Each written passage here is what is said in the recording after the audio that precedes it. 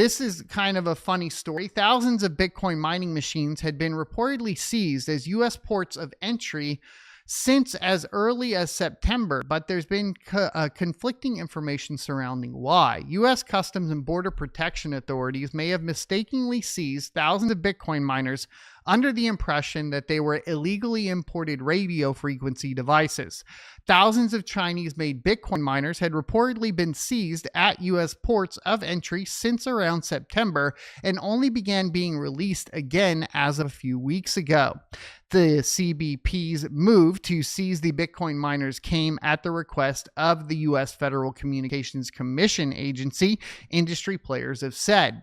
However, Bitcoin mining firm Luxor Technologies Chief Operating Officer Ethan Vera, who we've had multiple interviews with on the channel, by the way, make sure you go watch those, told Cointelegraph that FCC's request was made under mistaken belief that the Bitcoin miners were radio frequency devices. Quote, "We believe the CBP and or FCC mistakenly classified Bitcoin mining ASICs as radio frequency devices, despite clear evidence to the contrary." Vera said Luxor saw the radio frequency device call out in letters it received from the CBP. Any device shipped into the U.S. that carries a radio frequency must be disclosed via an FCC 740 form. However, Vera said Bitcoin mining machines aren't designed to send out radio frequency signals. But throw on that tinfoil hat, my friends, and those devices are coming from China. Are they sneaking in radio frequency devices in our Bitcoin miners to, monitor and overthrow the United States government? Obviously a joke for the YouTube algorithm there, but fun tinfoil hat. Quote, "Radio frequency equipment are devices designed to transmit, receive, or manipulate radio waves. ASICs process electrical signals, but do not intentionally generate or transmit radio frequency signals," said Vera. So they are mistaken. Cointelegraph reached out to CBP for a comment, but didn't receive an immediate response. The holdup was initially understood to be related to Bitmain-related chip designer Sofgo, there we go, which caught up in a U.S. Department of Commerce investigation in October after chips like the ones it ordered in Taiwan were found in Huawei AI processors. Huawei has been under U.S. sanctions since 2019. Industry players aren't sure what the political motivations behind the seizures were or how long the situation will persist. He added that some Bitcoin mining firms have rallied behind lobbyist groups to seek a detailed explanation of the events and to determine the best path forward. The release of the Chinese-made Bitcoin miners comes as the Trump administration imposed a 10% tariff on Chinese imports.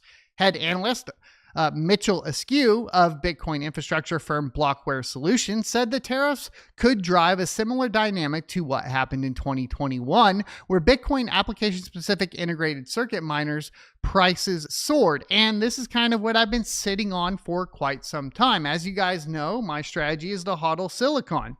And so when the prices of the S19s became reasonable, under $500, I started picking up as many as I could.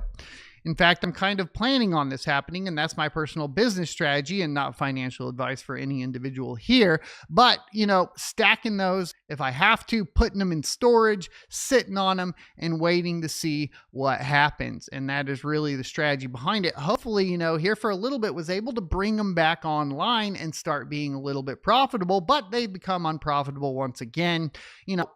Barely, right? We talked about this strategy before, but you really shouldn't be just selling your Bitcoin one time a month at the end of the month because, that's what everybody else does. And if you do that, then you sell at a loss and then you end up in a poor financial situation. Cash flow is king in this game of cryptocurrency mining, and I will still stand by that regardless of all of the, all of the other kind of ideas of essentially mining and holding. I don't think mining and holding is necessarily a great idea because how do you stay in business if you don't have cash flow? The answer to that is you don't. End of story. Every businessman knows that. Cash flow is king. Always will be. Always will be. So you had the Bitcoin bull market as a positive catalyst for ASIC demand at the same time as the COVID supply chain shock, which was a negative supply catalyst. The combination of the factors resulted in ASIC prices more than 10xing within a 12-month period. So the question is, do you guys think that will happen again? I think there's a high likelihood of that happening within the next 6 to 12 months. What do you think? Do you think it'll go up or not?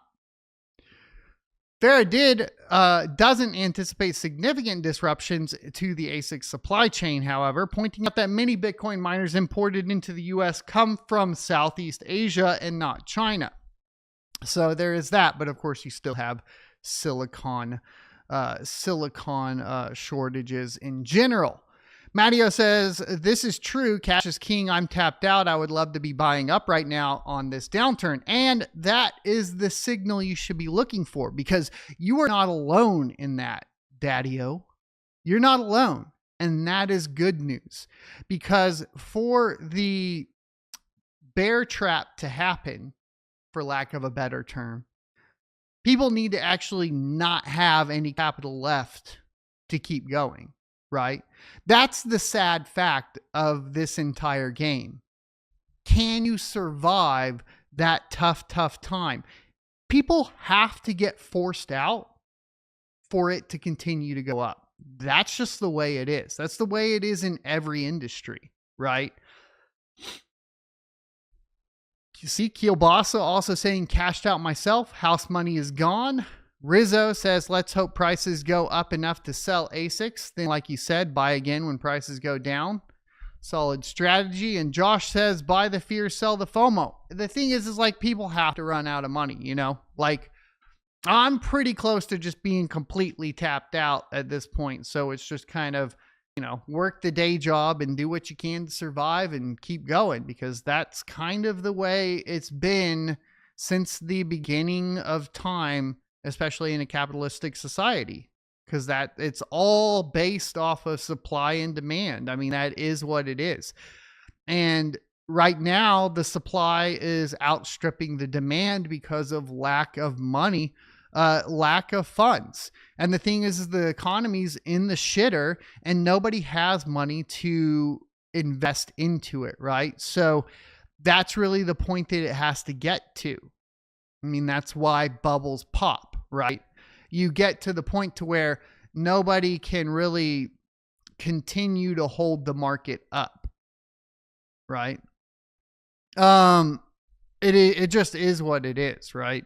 I hope you enjoyed this clip from the Crypto Mining Show. If you would like to see more from this particular episode, take a look up here. Don't forget to also subscribe to the channel. And if you want to support me directly, you can go to sonofatech.locals.com and become a member.